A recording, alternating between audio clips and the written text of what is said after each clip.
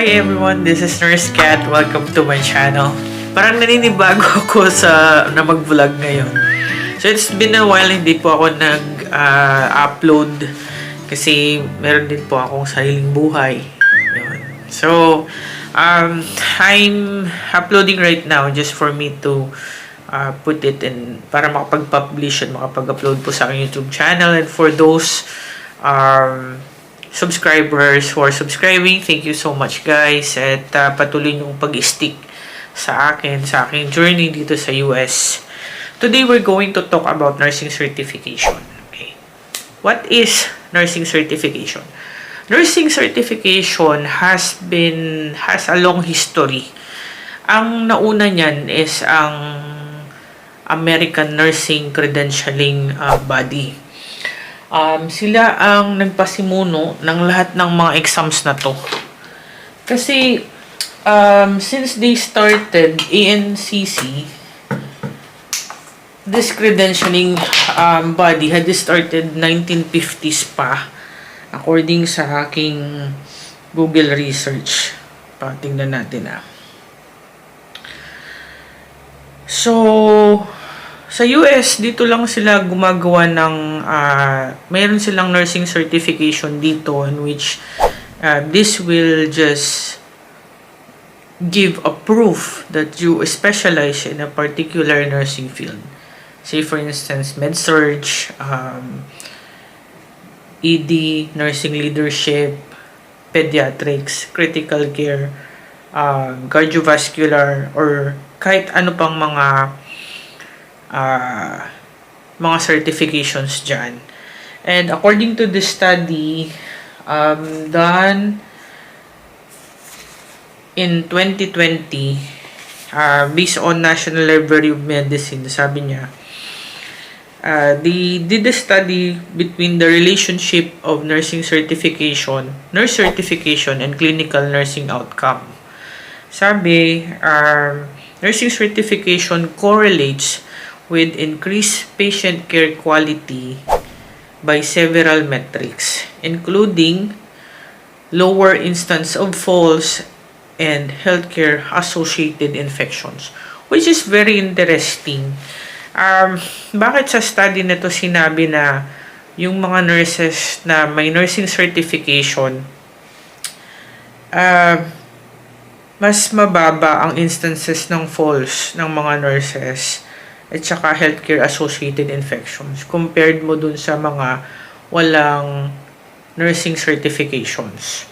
So, the concept itself is, it means na yung mga may certifications pala, mas maganda ang quality of care nila sa patients kumpara sa mga walang nursing certification. Ganun lang yung pagkaintindi ko doon. That's why teka lang titingnan ko yung ang ANCC hindi lang siya yung credentialing body. May iba ding mga credentialing body which has been approved. So in my case, I applied med-surg certification. In med-surg certification, may dalawa yan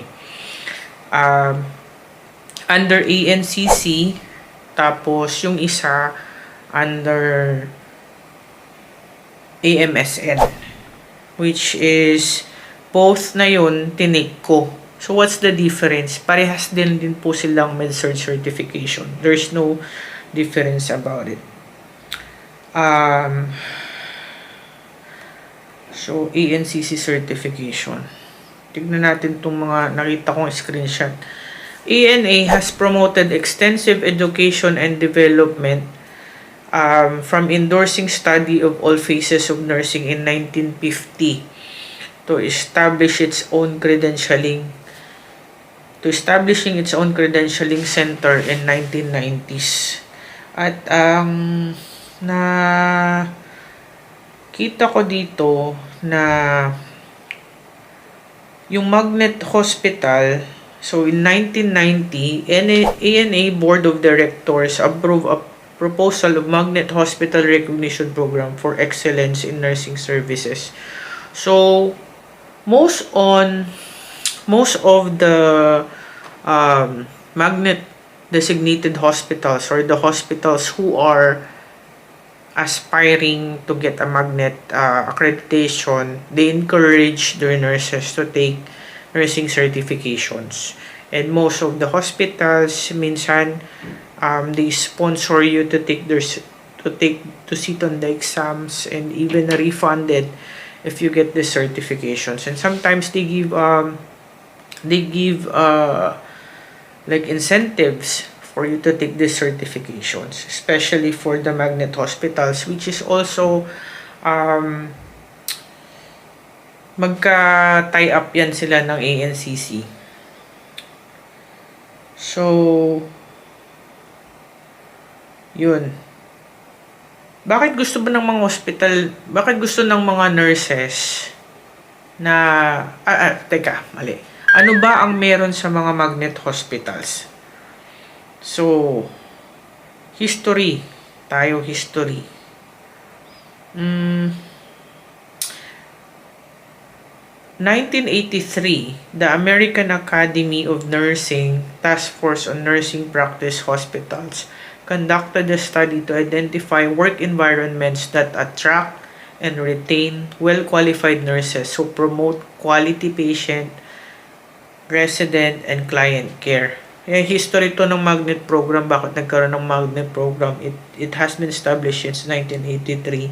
Hanggang nung 1990, American Nurses Credentialing was incorporated as a subsidiary non-profit organization through which American Nurses Association offers credentialing programs and services. Sabi ko na magka-tie up sila eh. The ANA Board of Directors approved a proposal for Magnet Hospital Recognition Program for Excellent Nursing Service. Tapos, nag-start nga yan siya ng 1990s. Kaya napakadaming nursing certifications na nandito. Ano bang benepisyo mo as a nurse? What's the benefit for you as a nurse to take this nursing certification?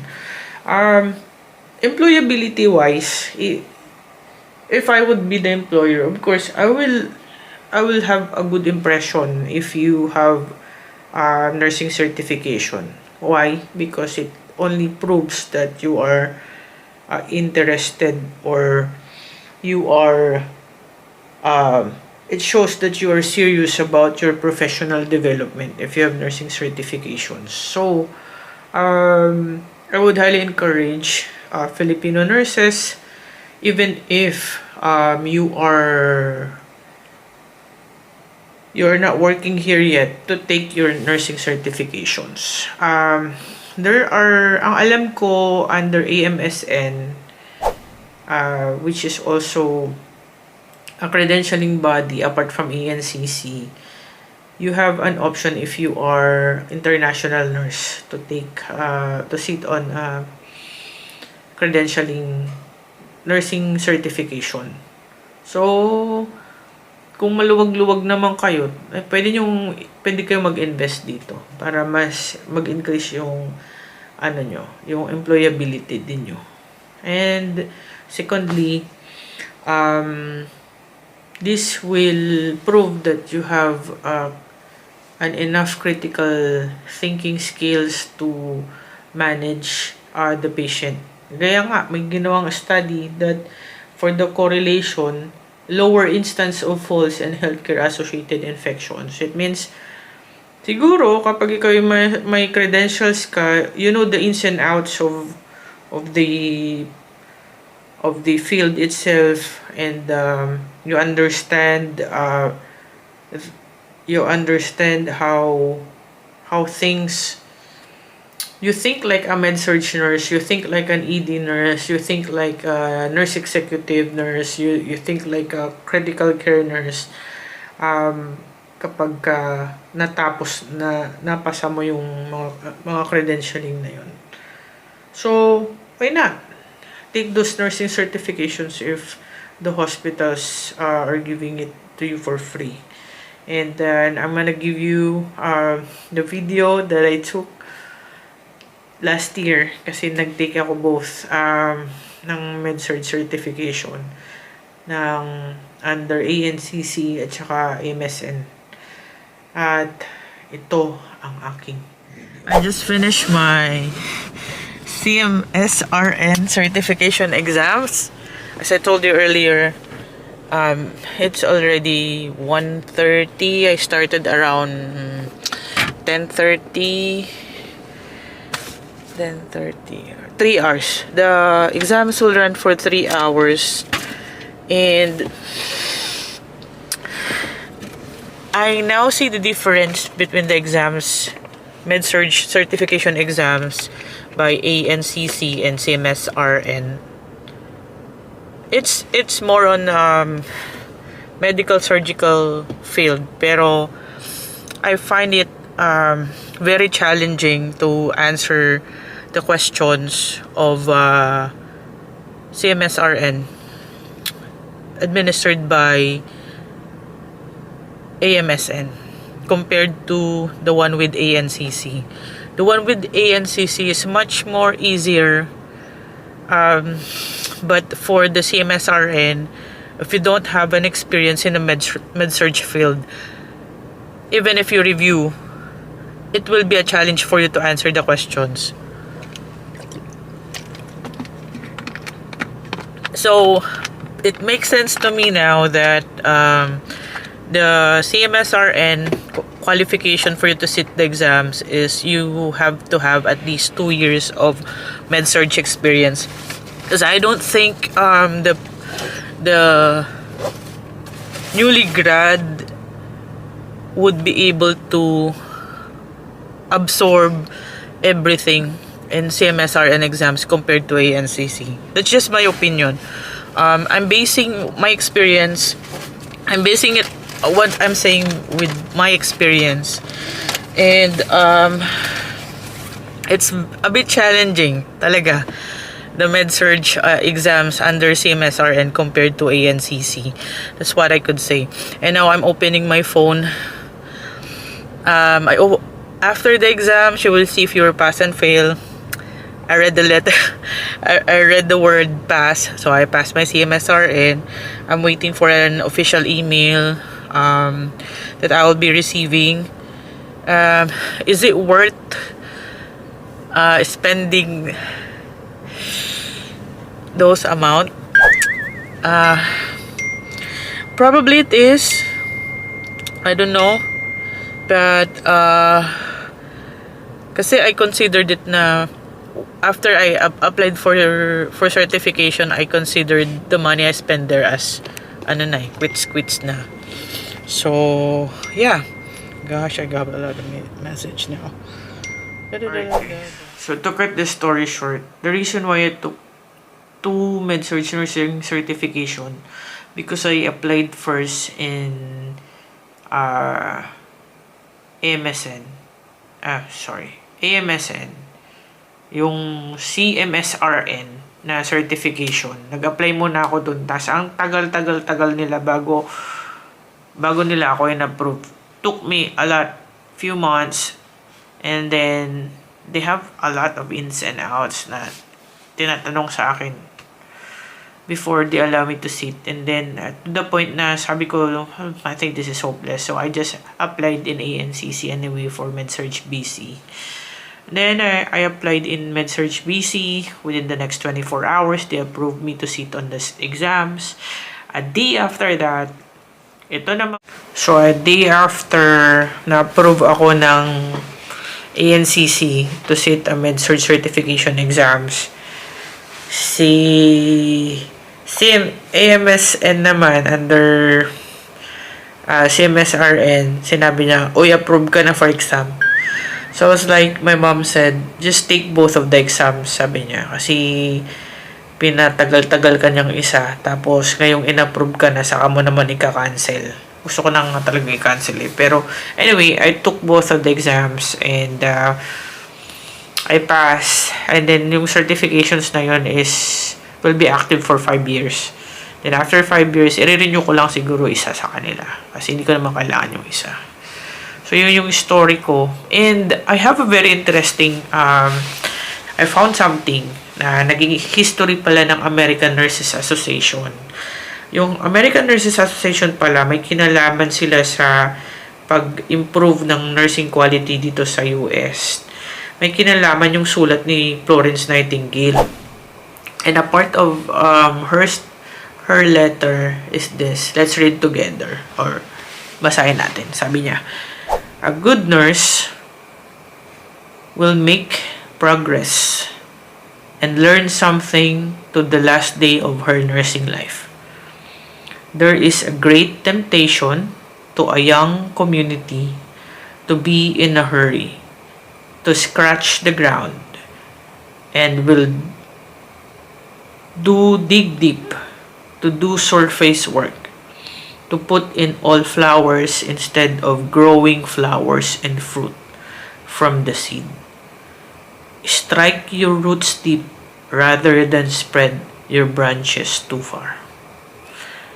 Ang galing, no? Ito yung letter niya, years, 19th, parang century ago. Letter to na nursing ni Nightingale. So, she written this in 1877, I believe. Check natin yung website. 1877. It's been centuries ago.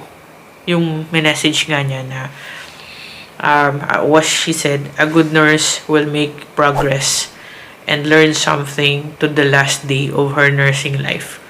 So, sana, hope this will serve as an inspiration to all of us to continue to study and continue to upgrade ourselves for the welfare of not only in our profession but for the welfare of the patients and the lives who are in our hands.